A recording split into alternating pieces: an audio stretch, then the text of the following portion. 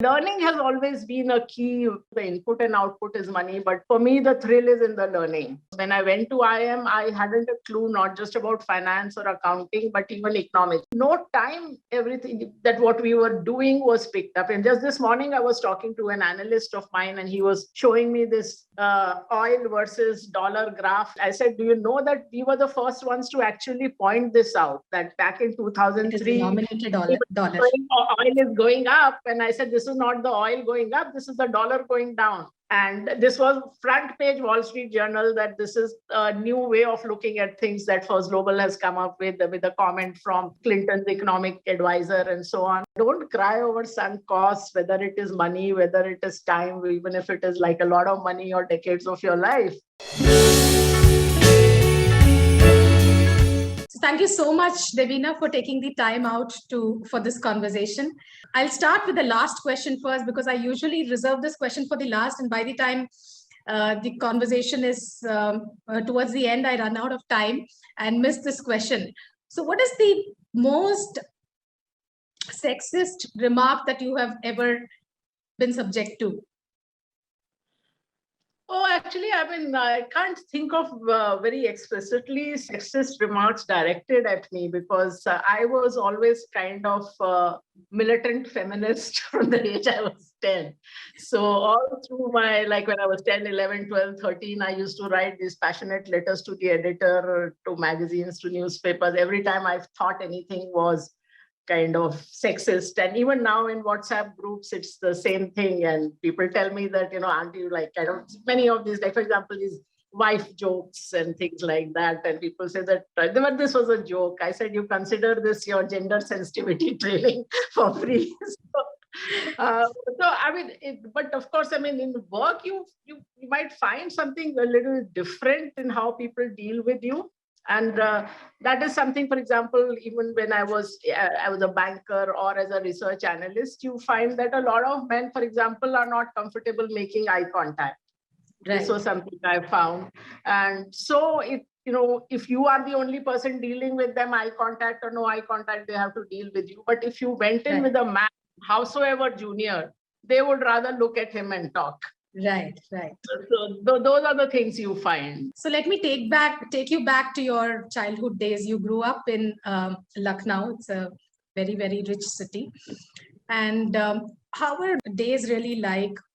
You said that your father had a great influence on you. So take us through that childhood. What did you learn? And any very memorable episodes from that time, and also things that really shaped you to become the person you became later in life? Actually, not just my father, both my parents had a big influence. In fact, while growing up, if you'd asked me, I would have said only my mother, probably. So my father's qualities became probably more apparent in hindsight, because I had a very exceptional mother. So you probably didn't look at how exceptional my father was too.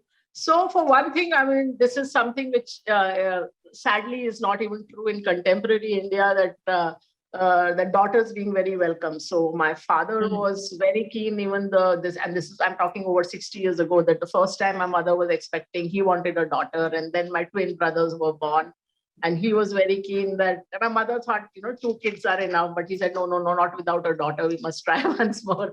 And so I was a very welcome kid. And also, all through growing up, it is the both big things and small. My parents' expectations were exactly the same from all of us. So it was whether it was education, career, or small things like my father had this thing that kids should not sit at home in the evening. So either you have friends over or you go out and play.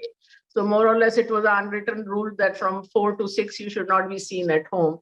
And now I look back, I sometimes ask my friends also that how come I used to visit so often and you didn't? And most of them now tell me that our parents didn't like us roaming around, and except for things like birthday parties, they didn't really like us going out. So it was very different even while studying. For example, in my mid-20s, most parents even now will say shadi, shadi, but my father's thing was that, why aren't you going to Harvard to do a PhD? So his thing was never that it will be another 4-5 years and you'll be past marriageable age. It was not in the scheme of reference at all. So it was And my mother was a working professional also. Both my parents were in academics. So it was a different thing. And you mentioned Lucknow. Yes, I mean, I used to, while growing up, often say that the best thing about Lucknow is that it has the facilities of a big city. So you have the big bookshops, good schools, good theaters, other activities like flower shows. But it is like in terms of the culture, of course, you know, the heritage and the language and all of that.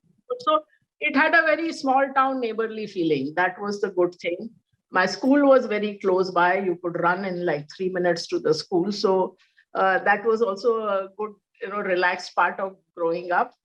And my parents, I had this very good combination that they're very loving, but not overprotective. So I was among the first people. Again, girls normally are not allowed to do this or that, but I could, in terms of traveling, let's say from Lucknow to Delhi, I started doing it at age 16 on my own. So those kind of things, my parents were never overprotective. As I said, wherever I wanted to study. My mother also had gone to study in a hostel in her time in the 50s. So I look back, the pluses and minuses, you are very much a product of your upbringing. So because you have a happy, secure childhood, there is a strength, there is resilience. But also because you grew up with parents who probably never even told a white lie, you get conned more easily because you are trusting. You don't think that con men exist. So, but both these things come out of the same upbringing. Right. During undergrad, you said you actually took English literature and went to Delhi University only to come back because you didn't think that you could pursue all English subjects for 3 years, and you wanted an unusual combination of English, math, and economics. Having variety, one of the key things in terms of learning for you? Yeah, it was actually, I came back and did math, statistics, and English, not even economics. So math, stats, and economics was the usual combination. I was the only person in the university to do math, statistics, and English.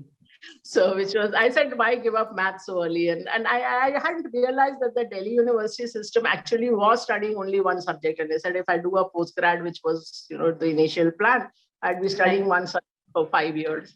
So I see, learning has always been a key thing for me. If I look at my life, that has been the central theme of something that's most fun, that gives me the most satisfaction. Even as of now, if I often say that in this business, the input and output is money, but for me, the thrill is in the learning. So I like learning, but I like learning a variety of things. So I also, which is why I never did a PhD, because I knew, a particular problem in that much depth would not interest me. And which is why I enjoyed IIM, for example, because when I went to IIM, I hadn't a clue, not just about finance or accounting, but even economics. I didn't know what a share was. I never seen any kind of accounts, because Lucknow those days, and I don't know whether now still, was not at all a business city. And I had absolutely no exposure to business. So all the variety of subjects in the MBA, that was of great interest to me. So learning has been the theme. And oftentimes, also I realized that you can learn almost anything from first principles. At various points in time, I've gone in depth into law, into some aspects of medicine. So other than very arcane stuff, if you learn from first principles, you can learn anything. And in the business itself, I've learned a lot of things, in starting from all these learning about industries, which was the thrill, to then going global. And then, of course, of late, understanding how artificial intelligence and machine learning can be used to refine the investment process. So very few careers where 35 years on, you can still be learning. But I don't just read about investments and businesses and all that. That is there, but I read a whole lot of other stuff also. In fact, that's what I wanted to ask. I mean, you read quite a few things. It's quite eclectic. When did you pick up reading as a passion? Was there any particular influence that drove you in that direction? And what is your library like? Because the last time we met, when you were in still in India. You said you had 5,000 odd books. Now, how much has that collection grown to? Picked it up from my mother. Actually, my mother and her family have been very much readers, and she would always find time to read every day. So that would have been the big influence. But reading has been a passion right from age 4 or so. That has been one thing which, as I always say, is the last thing to go. So I might not find time to comb my hair, but I'll always find time to read. So, so that has been there, and I read both in English and Hindi, and quite a wide variety of subjects. Only thing, I mean, of last few decades, my fiction reading has gone down quite a lot, so it tends to be more non-fiction than fiction. Right. But it is just that it opens up so many worlds to you. You can learn what somebody has learned in a lifetime through one book. You can live another life. So I quite like autobiographies and memoirs, and not just of famous people, but of all kinds of people, that it just puts you in another place. And in school also, anytime there was this essay on what will I do if I win a lottery, it was always that travel as much as I want and buy all the books that I want. So even staying in, like living in two cities, which is Bombay and Dubai, would not have been possible but for Kindle, because Right. otherwise carry books around, that would have been the big hurdle for me. Because whenever I would travel, and this happened more than once, that I'd go on a 2-day trip, I'd take clothes for 2 days, but books you would take for at least 5-6 days. If you don't like Right. this, you have a backup. And my mother would always tell me, and it happened more than once, that you extended the stay and you didn't have clothes. And we said, why don't you also take some clothes around, more clothes? That never used to strike me. But books, you were like, I should not run out. Right. Sure. How were your IMA days like? Were you the sort of student who would end up intimidating everybody in class? No, Being not a really. gold medalist all along? See, the thing is, Mahalakshmi, I was never, and this again is a theme that runs through my life. I was never very outwardly focused in terms of competition. My benchmarks were always internal. So even in terms of learning, I said that one thing was that I always thought that, yes, it is good to have the gold medals. I won't say that, somebody compliments you, doesn't feel good. And particularly from Lucknow, also, it's now 35 years, but people will meet you at times and say, oh, you are that girl who got 8 gold medals from Rajiv Gandhi. And it is as if it happened yesterday. Right. I get people contact me on LinkedIn and say that my mother has always talked about you, and I'm so thrilled to be chatting with you. So that's good, but it should not inform your choices. So like, for example, English was not a scoring subject, but I took it, or for that matter, the second year at IIM, you could choose more scoring subjects. But I wanted that process to be pure, that, I should learn and I should do what I want to do. When this comes, it is fine.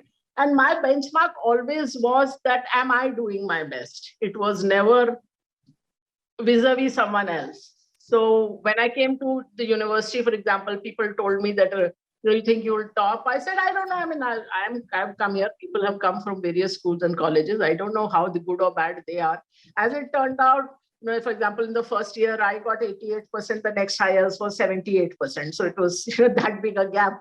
But I was, and even at IIM, there were people who actually had charts of everybody's grade points in their rooms. But I never bothered. That was not me. For me, as I said, the benchmark always was that, are you doing the best you could? And the rest comes on its own as it does. In business also, of course, you have to look at what people are doing. So when I started this business in 93, 94, that is when not just the FIIs, the institutional investors came in, but also foreign brokers came in. And at that time, I said that these guys have been doing it for 50 years, 100 years. We were just, equity research didn't even exist as a discipline in India. So I said, let me see what they are doing and whether I can learn something. So at that time, I looked at some of these reports and I found them junk. I mean, frankly speaking, I found them that not great substance, not great style. It was very boringly done. So I said that I don't see much to learn from here. So let me go to first principles and start from there. So that's the way I have done things in my life. So they said the benchmarking has not been external for me for the most part. Sure. Let me pull you back to the personal side. You met Shankar in City. How did you figure out that he was the right person for you at that time? Well, actually, the time that he was in City, we knew each other. We were in the same department, but we were not great friends even. I mean, of course, I knew him reasonably well. We even worked on a couple of projects together. And I always thought not my type. And so I always say that it is like just that we went to this offsite to Udaipur just when he was leaving Citibank, just practically in his last few days, and to the Lake Palace. And if he had not gone there, maybe nothing would have happened because nothing had happened for like 1.5 years. So that was how it started. So. And you initiated or he initiated? He initiated. He sang to me for 2 days sitting in that Lake Palace Jharokas. So is that what melted you? Yes, I mean, though even at that time, I didn't think it would become anything very serious, but that's where it started. Sure. Devina, you were brought up as a very, independent person, a lot of freedom and all of that. Did you have any anxieties about, about how married life would be? How would you negotiate when, I'm sure you would have been fairly particular about what kind of expectation you had from a spouse at that point before you committed to a marriage.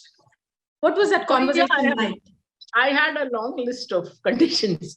So from childhood, I was, of course, I was clear I wouldn't have an arranged marriage. Then, I wouldn't change my name. No Kanyadan, for example. All this was like, and then, of course, I had this long thing that if you're looking for a conventional wife, don't marry me, because I won't even accept that if let's say a husband says that in working, doing some household work, that I'm helping her in her work. And I said, this means that you're classifying household work as her work. So I had this long list of conditions that this is this. So which I obviously said. But at that time, I think the guy just wants to get you to say yes. So they will agree to everything you are saying. That is the truth of the matter. Shankar used to say that I wanted to close the deal. So whatever it took. It was a very important decision that you and Shankar took when you decided to apply for BSc membership. You said you identified this as an opportunity because the card was otherwise valued at 2 crores, was available at 55 lakhs. Right. Was that really the clincher, or was there anything, or did you have a grand plan in terms of what you could do in terms of equity research, or the fact that you really loved research itself? What was it? So the equity research did not exist as a profession at that time. When I was in City, and I was, in fact, at times not happy with what I was doing, and I was exploring all sorts of things. All sorts meaning I even went and met the Prince of Wales Museum director to find out, what other kind of things I could do, because I was not very happy, especially in my first phase as a banker, which of course helped me later on for the BSc card. That's another matter. But when I was in investment banking, which was then called merchant banking, so I thought I learned something for the first couple of years, but beyond that, I was, there was not that much to learn. Because that profession itself was very constrained then in terms of you didn't even have free pricing of issues, etc. Last 2 years in City I enjoyed, which was being a credit analyst. So that was really the beginning of understanding industries and companies. And this BSc card, of course, they had this thing for professionals, and I applied, even though people told me not to apply, because this BSc was, at that time, NSE didn't exist, and BSc was very much a broker's club, and I was a total outsider, not a Gujarati, not a Marwadi, let alone, being knowing any there. But the I actually left City even before I formally got the card, few months before that. And that was the trigger was the Dr. Manmohan Singh's 1993 budget when he opened the market to foreign institutional investors. And that is when I thought now professional research will become important. Now there will be a market for professional research. Right. And even at IIM, we did not, let alone a course, we did not even have a module on this. So it was very much learning on the job. I remember even asking clients that which book do you recommend to understand cash flows and DCF valuation properly and so on. So it was very much a learning thing. But the good background was my 2 years as a credit analyst, where not only did I understand industries and companies, but there's also a mental framework, because as a banker, you don't participate in the upside of a company. You are only concerned with the risk and the downside. And whereas if you come straight into equity, it is all very rara. Everything is rosy and good, and what is the great thing that can happen. So that was a very good combination to start out as a credit analyst and then move to equity. So since you talked of BSc, those days, BSc didn't even allow corporate membership. So it had to be, the thing was that it had to be unlimited liability. So it was only proprietorship or partnership. So I applied as an individual. And ultimately what pushed me over the cutoff was 2 extra marks for my IIM gold medal. So otherwise, actually, so you don't know where the dots connect. And so that is why, I mean, I'm a believer in the Silva method of mind control, or the secret is pretty similar. So many of these things. So BSc card was, I think, just a visualization of the goal, which at the time when you applied rationally, you could not have said that you would get this, but it happened. Devina, tell me about your about Pressure. I mean, when did you have your daughter Pressure, and what was that? When did you discover that she had difficulties, and what was that period really like? Because it's a really tough part of being a mother, when you discover that your child has difficulties and you need to align your life accordingly. What is the emotion that you went through? How did you really deal with it? Okay, for a long time, I had thought I would not have kids. So during the time that we were actually building up First Global in the 90s, we did not think of having kids. And that was like pretty much a decision made. And also, I mean, fortunate part was that I started working very early. I was only 21 when I started working. So I had that long period. In fact, I had like 5 years before I even got married. And then thereafter, there was this period, and then we changed our minds and decided to have a kid. And yes, you're right. I mean, no one ever thinks of that you will have a special needs child. So as one other mother put it, that you board a flight for Italy and you land up in Amsterdam. So it is not that Amsterdam is a bad place, but it is very different from what you thought you were going. Right. So in the beginning, of course, she was in the NICU for a while, but we did not think that was like anything that is going to be a long-term issue. That sort of slowly unfolded. So it's been a totally different journey. And in terms of therapies, I have spent long time in all kinds of places, from Haridwar to a hill town close to Lvov in Ukraine, which is in the news now, to pretty remote places in the US. So town of 4,000 people in remote California, 5 hours from the nearest airport, or upstate New York or China, all kinds of places, or all kinds of therapies. So a lot of medical tourism. Some of those things worked, some did not. And I chose to be very hands-on. So for a long time, I did not even have help for her. So it was me and my mother who were looking after her. And she's been a delightful daughter. I mean, I don't like to define her in terms of what she can't do. And many times, even in therapy camps kind of thing, when she's a cheerful, very loving, very smart. She likes maths and all kinds of things like that. And always with a smile, very determined in her exercises, therapy. So she's been quite in many ways the the best daughter one can hope for. And part of that, of course, is also that no, I chose to be that hands-on because it the child needs that confidence. So she thinks well of herself. She's a very confident person. So, but it has been a journey. So it has been a journey of trying out many therapies, some of which worked, some which did not work, and it meant a total change in my life. So, since Prashia was born for a very long time, it was just her and work, and that is it. I was practically, and I was always working from home even before she was born for the most part. So I was actually, there were years when I didn't go out of the house, barring like for one lunch a week, that kind of thing. So it has been a different path from what you thought. I mean, travel got curtailed quite a lot other than this medical tourism, some of them to pretty exotic places, but nevertheless, so holidays, etc. Like it's much more of a whole elaborate exercise to do that. So it's been a different path, but it also showed you another side of the world, and maybe somewhere where you can make a difference to more people, because you're doing a lot of research also on various types of therapies, and some of the things, if you had known in the beginning, you could have done much earlier and so on. So it's been a journey. Tell me, emotionally, how did you really deal with it? Because you try to, in these sort of, at times you start to question a lot of things. Why suffering? Why this happens? Why to me? And all of that. Did these kind of questions cross your mind, or were you more focused on the action and how to, this is a situation we have and how do we deal with it?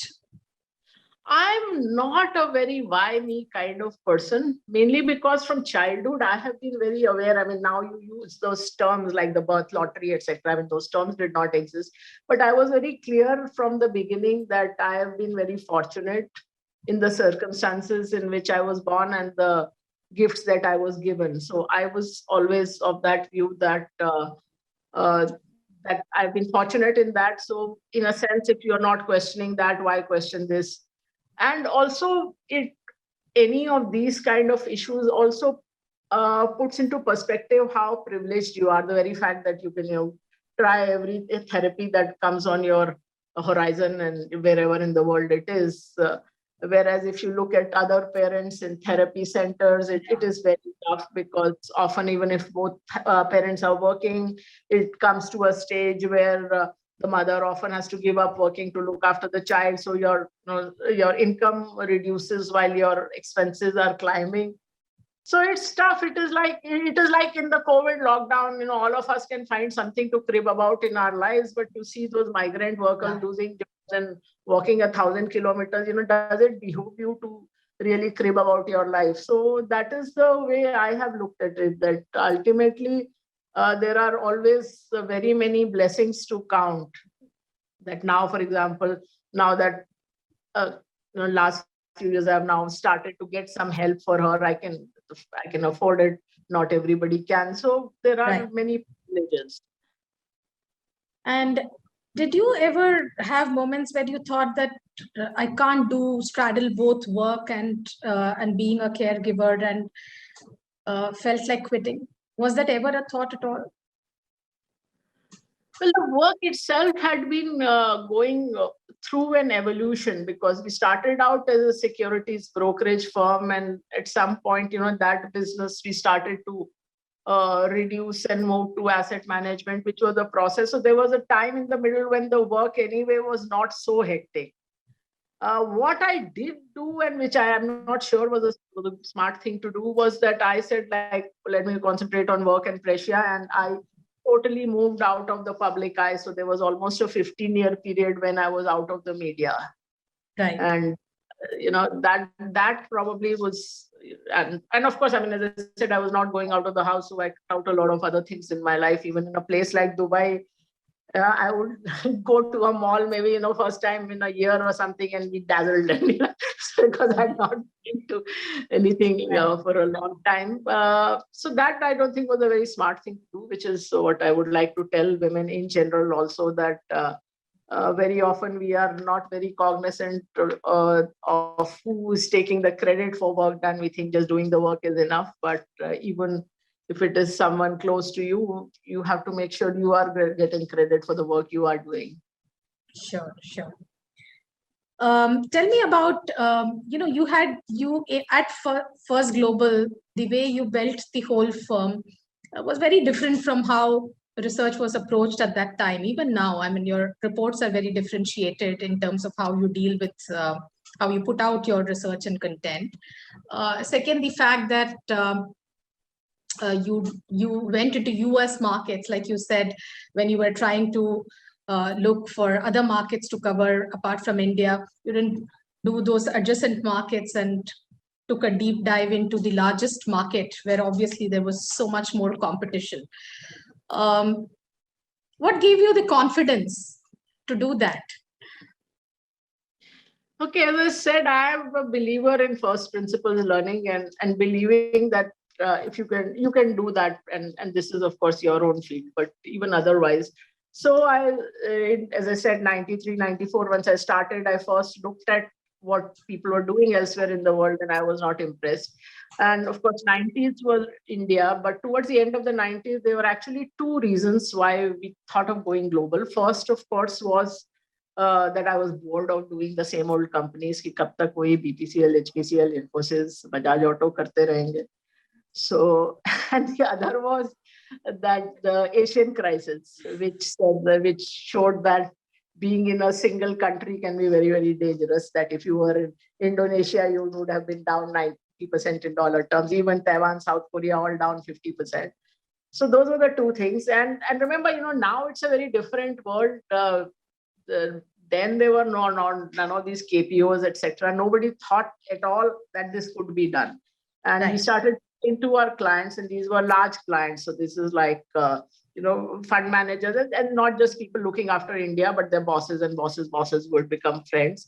And they said, we're looking at doing this. And they all said what you said, that go to the adjacent markets, and maybe, the emerging market fund manager can give you some more business there. I said, what's the fun in that? And what's the point in adding, Thailand or something like that?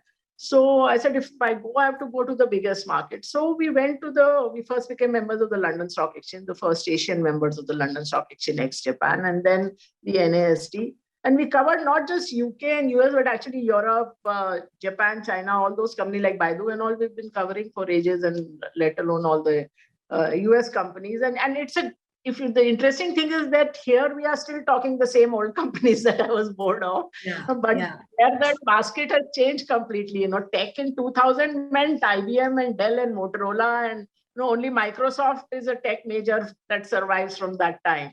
Right. I'm still a major. Everybody else has become minor. So, and the companies were much more complex. But I said, if I know how to do this, I'll be able to do it. And then the other thing was that you find that people don't go into the depth of anything.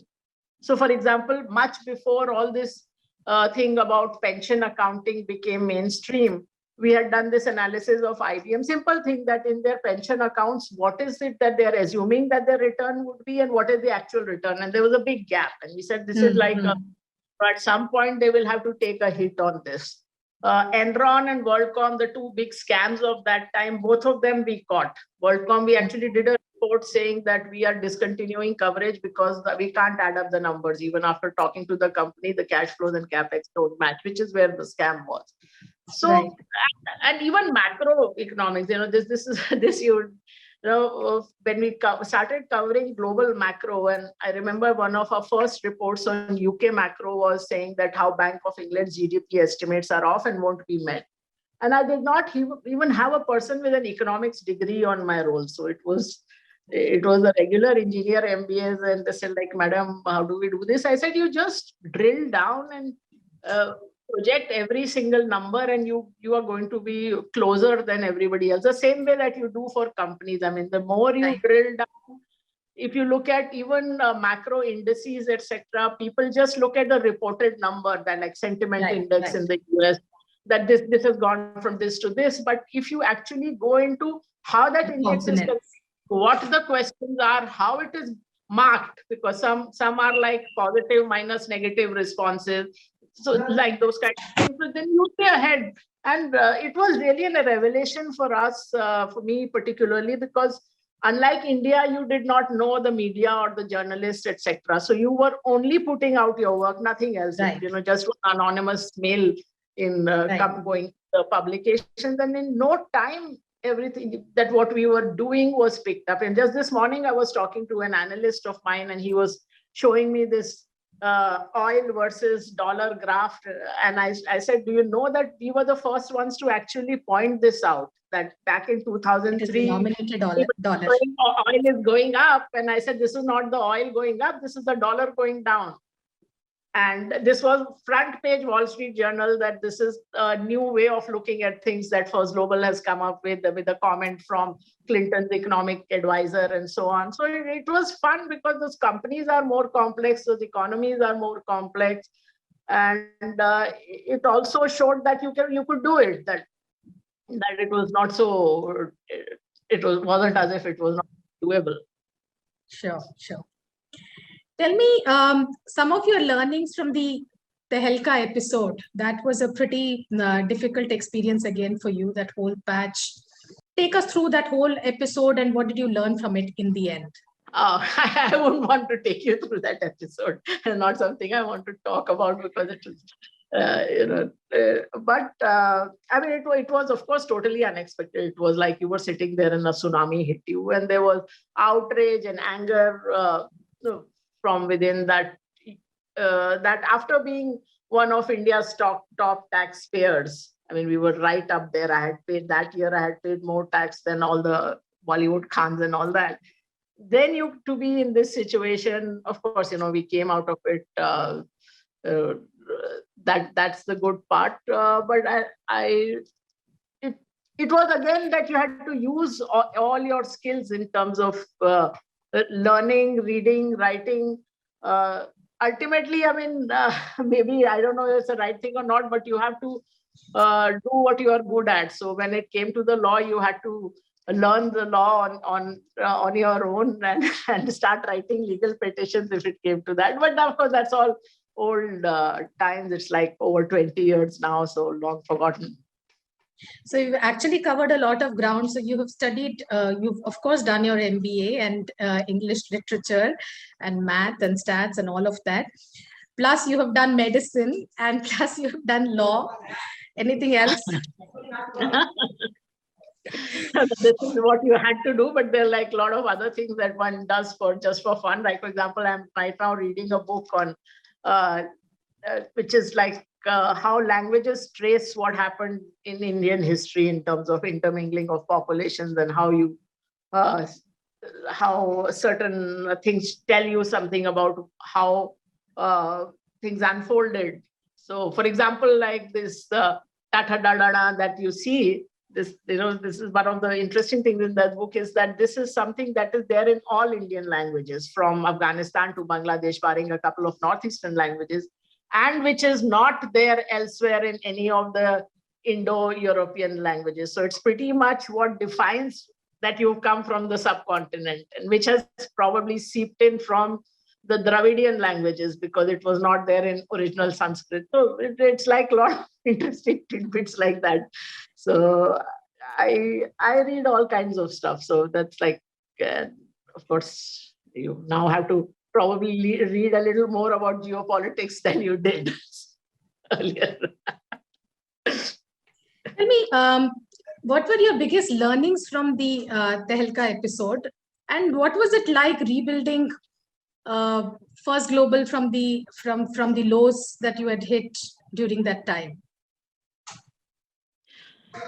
See, the biggest thing in life I've found is moving on. So a lot of people, when they have a setback of any kind, they get mired in it, and then it just becomes in their head. It is all about what happened, why it happened, who is responsible, who to blame, and so on.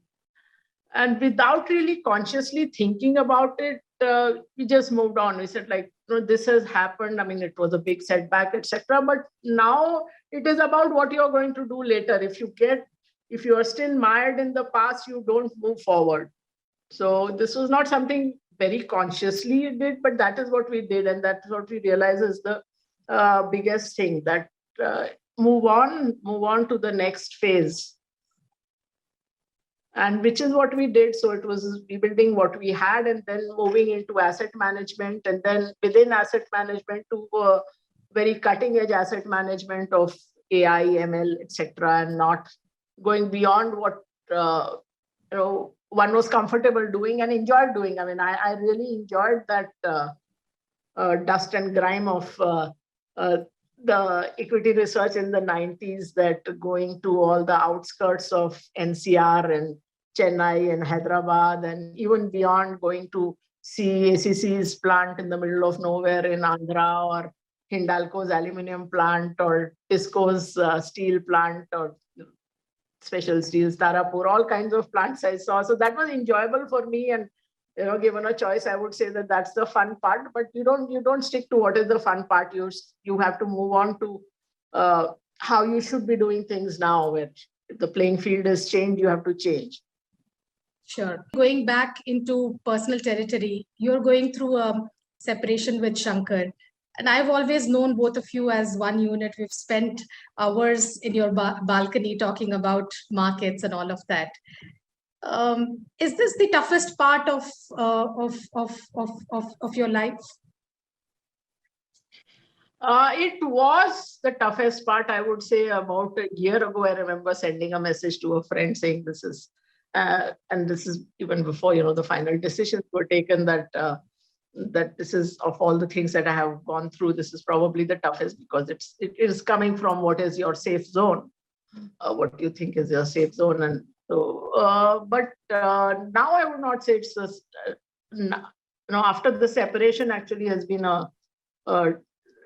overall a positive change for me. So after the decision is taken and all of that. So as far as the work was concerned, there was no big deal, because that company was always mine, in the sense that it started off, as I said, as my proprietorship, and so I always had majority shareholding. I always had the management.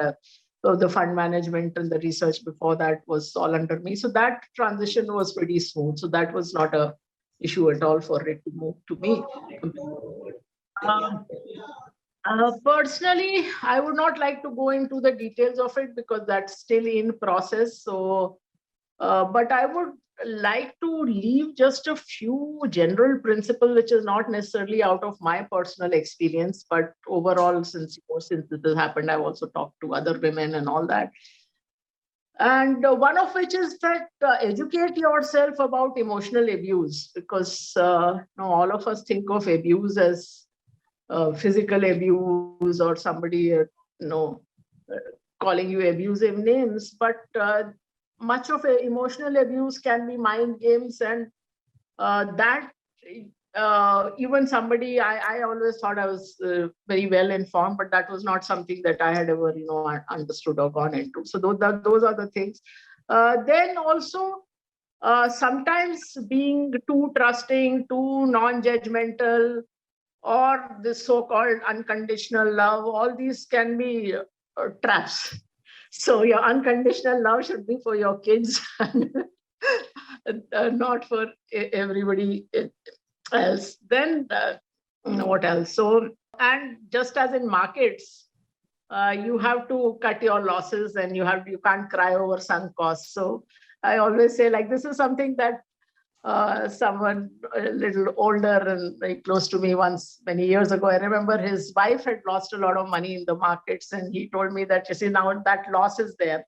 Now if I create, if I fight with her and all that, I'm only compounding my losses by also hurting the peace in my home and in my own mind and all that.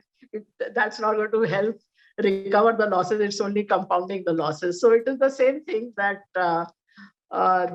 don't cry over sunk costs, whether it is money, whether it is time, even if it is like a lot of money or decades of your life. You have to move on. So that is the important thing. Many times, people just keep dithering and unable to take a decision, or unable to put it behind them, even if they have taken a decision. So just as what we were talking about the Tehelka episode, you have to move on and you have to count your blessings, because all of us are very privileged. The very fact that we are watching this on maybe a smartphone or something shows how privileged we are. So never forget that people are there are a whole lot of people who are very much worse off than you in many ways. So always count your blessings, count your privilege. And I have been very, very fortunate in that, in terms of the love and support I have got from family and friends. So not everybody. That's is what so I was fortunate. about to ask.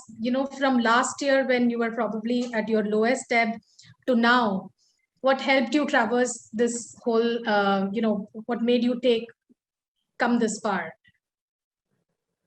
Is it self-confidence? Is it the drive to put it behind and show that one can be stronger, or is it a combination of a whole bunch of things? The family support, the faith that your friends and family pose in you. What is it that really gave you the strength? I think some of it is innate, in the sense maybe it comes from which is something within you or from your childhood. So it is like, I am a naturally positive, optimistic person. I am a fairly resilient person. And ultimately, as I was telling someone, that I'm probably a little more like my father than I thought I was. He had this always this thing that I am a Pathan, and once I've decided to do something, I can do it. So, if I look back, I did not think of it while I was going through it. But if I look back, yes, I mean, I had that same mindset. Once I have taken a decision, I can see it through. Sure. And but the positive surprise for me was the extent of love and support I have got from friends, even acquaintances. I wouldn't even just say friends. It's like that, as I was telling someone, that the adversity didn't make me cry, but sometimes it's just the overwhelming love and support makes me emotional. So I have been very, very fortunate in that whole lot of people have stood by me and who are still standing by me, and that has been a huge, huge, huge help.